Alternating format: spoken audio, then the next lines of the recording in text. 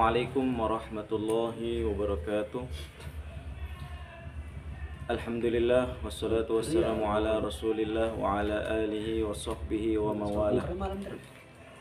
Kami pemakalah dari Kelompok 9 ingin memaparkan hasil makalah kami yang berjudul Tafsir Ayat tentang Tanggung Jawab Orang Tua dalam Pendidikan Anak, Quran Surat At-Tahrim ayat 6 dan Quran Surat An-Nisa ayat 9. Sebelumnya kami perkenalkan kelompok kami, makalah kami yang disusun oleh saya Ridho Baihaqi, kemudian Zulfahri, kemudian Rizkun Mubarak, kemudian Sobirin, kemudian Rizki Hamonangan. Oke, yang pertama saya persilahkan kepada Zulfahri untuk membacakan makalah pertama.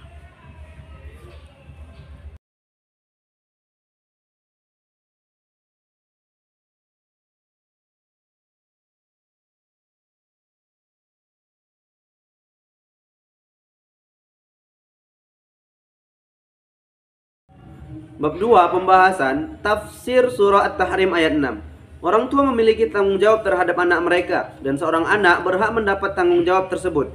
Tanggung jawab orang tua bagi anak diantaranya merawat dan membesarkan anak, melindungi dan menjamin kesehatan anak, mendidik anak dan membahagiakan anak dunia akhirat. Allah Subhanahu wa taala berfirman, surah At-Tahrim ayat 6, Ya ayyuhalladzina amanu qu anfusakum wa ahlikum nara waquduhan nas wal hijarah 'alaiha malaikatun ghiladun shidadun la ya'sunallaha ma amarahum wa yaf'aluna ma yu'marun. Artinya, wahai orang-orang yang beriman, peliharalah dirimu dan keluargamu dari api neraka yang bahan bakarnya adalah manusia dan batu. Penjaganya malaikat-malaikat yang kasar, yang keras, yang tidak durhaka kepada Allah terhadap apa yang diperintahkan kepada mereka dan selalu mengerjakan apa yang diperintahkan. Quran Surah At-Tahrim ayat 6. Surah At-Tahrim artinya mengharamkan. Surah At-Tahrim diturunkan di kota Madinah yang berarti surah Madaniyah, yaitu surah yang turun setelah hijrahnya Nabi Muhammad SAW dari kota Mekkah ke kota Madinah. Surah ini terdiri dari 12 ayat dan merupakan surah ke-66 di dalam Al-Quran. Setiap penafsiran ayat Al-Quran atau firman Allah Subhanahu wa taala, maka perlu kiranya untuk memahami asbabun nuzul ayat Al-Quran tersebut. Ada dua riwayat yang menjelaskan tentang sebab diturunkannya surah At-Tahrim. Riwayat pertama menyebutkan bahwa Rasulullah SAW tinggal di rumah salah seorang istri beliau, Zainab binti Jahsh. Di sana beliau meminum madu, maka Aisyah dan Hafsah yang merupakan istri beliau yang lain bersepakat supaya siapa saja di antara mereka yang Rasulullah SAW masuk padanya agar mengatakan, sesungguhnya aku mencium bau maghafir atau getah pohon darimu, engkau telah memakan maghafir. Maka beliau masuk kepada salah satu dari keduanya, lalu ia mengatakan hal itu kepada beliau. Beliau pun berkata, tidak mengapa, aku telah meminum madu di tempat Zainab binti Jahsh dan aku tidak akan meminumnya lagi. Kemudian turunlah ayat yang ditujukan kepada Aisyah dan Hafsah. Hai Nabi, mengapa kamu mengharamkan apa yang Allah halalkan bagimu, hingga jika kamu berdua bertaubat kepada Allah, ditujukan kepada Aisyah dan Hafsah. Adapun riwayat yang kedua bahwa Nabi SAW menggilir pada para istrinya ketika tiba giliran Hafsah, maka dia meminta izin berkunjung kepada orang tuanya. Dan Nabi memberi izin ketika Hafsah keluar. Nabi memanggil seorang budak perempuan beliau yang bernama Maria Al-Qibtiyah dan berbincang-bincang dengannya di kamar Hafsah. Ketika Hafsah kembali, dia melihat Maria di kamarnya dan sangat cemburu serta berkata, Anda memasukkan dia ke kamarku ketika kami pergi dan bergaul dengannya di atas ranjangku. Kami hanyalah melihatmu berbuat demikian karena hinaku di matamu. Nabi bersabda untuk menyenangkan Hafsah, sungguhnya aku mengharamkannya atas diriku dan jangan seorang pun kamu beritahu hal itu. Namun ketika Nabi keluar dari sisinya, Hafsah mengetuk tembok pemisah antara dirinya dan Aisyah dan memberitahukan rahasia tersebut. Maka Nabi marah dan bersumpah bahwa beliau tidak akan mengunjungi para istrinya selama sebulan. Maka Allah menurunkan ayat, Hai Nabi, mengapa kamu mengharamkan apa yang Allah menghalalkan bagimu? At-Tabari dalam tafsirnya menyatakan tentang firman Allah Subhanahu wa taala, ya ayyuhalladzina amanu, yang artinya hai orang-orang yang beriman. Imam At-Tabari dalam tafsirnya menyatakan bahwa makna kalimat tersebut adalah membenarkan akan keberadaan Allah dan membenarkan bahwa Muhammad adalah Rasulnya. Panggilan tersebut bukan ditujukan kepada manusia, bahkan bukan kepada orang kafir dan munafik.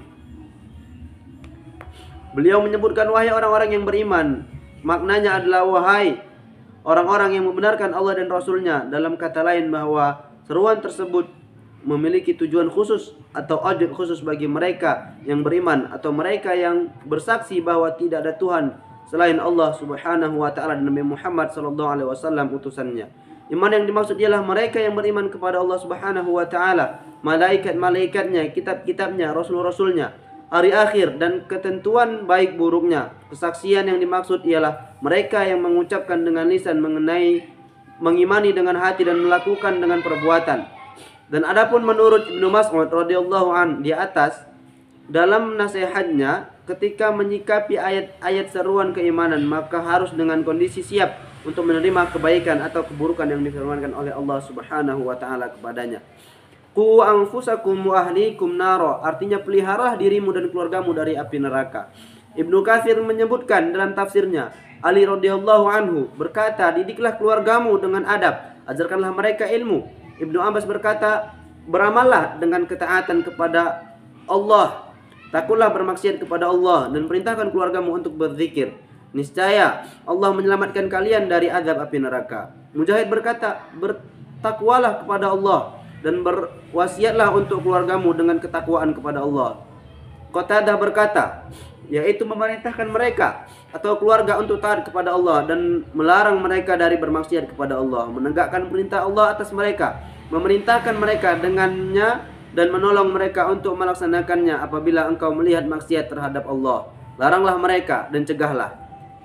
Ibnu Mas'ud, Mujahid, Abu Ja'far Al-Baqir dan As-Suddi berkata, itu adalah belerang. Mujahid menambahkan lebih busuk dari bangkai, yakni apapun yang orang sembah kecuali Allah adalah umpan atau bahan bakar di neraka. Bahkan orang yang menyembah sekalipun, apapun yang diperintahkan Allah, mereka mampu melaksanakannya tanpa menunda-nunda.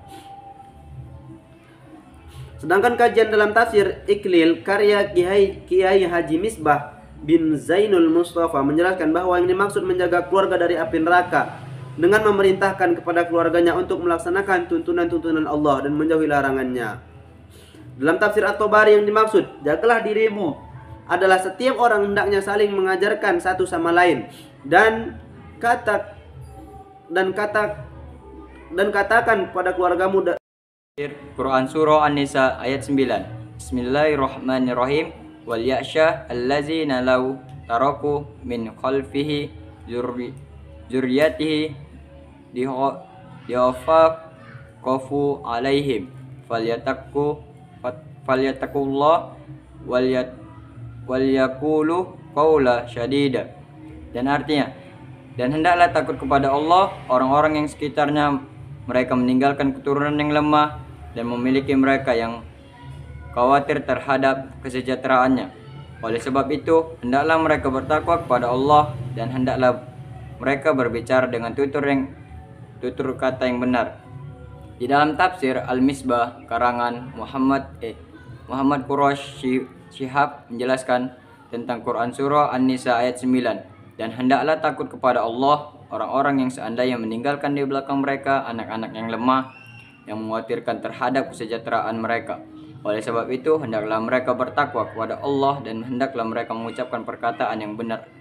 Quran Surah An-Nisa ayat 9. Seperti di atas, ayat ini ditunjukkan kepada yang berada di sekelilingnya, seorang yang sakit dan diduga segera akan meninggal. Pendapat ini adalah pilihan banyak pakar tafsir seperti At-Tabari, Fakhruddin Ar-Razi dan lain-lain. Ada juga yang memahaminya sebagai tunjukkan kepada mereka yang mau menjadi wali-wali anak yatim agar memperlakukan anak-anak yatim itu seperti perlakuan yang mereka harapkan kepada anak-anaknya yang lemah bila kelak para wali itu meninggal dunia. Pendapat ini menurut Ibnu Katsir disebut pula oleh ayat berikut yang mengandung ancaman kepada mereka yang menggunakan harta anak yatim secara aniaya. Muhammad Sayyid At-Tawabi berpendapat bahwa ayat di atas ditunjukkan kepada semua pihak, siapapun, karena semua diperintahkan untuk berlaku adil, berucap yang benar dan tepat, dan pemberian sebagai warisan kepada kerabat dan orang-orang lemah tidak harus dipertentangkan dengan ayat-ayat kewarisan, karena ini merupakan anjuran dan yang itu adalah hak yang tidak dapat dilebihkan atau dikurangi. Pesan ayat ini berlaku umum, sehingga pesan-pesan agama pun bukan pada tempatnya tidak diperkenalkan untuk disampaikan. Apabila Anda berkata kepada teman-teman Anda dan pada hari Jumat saat imam khutbah, diamlah, dengarlah khutbah, maka Anda telah melakukan sesuatu yang seharusnya tidak dilakukan.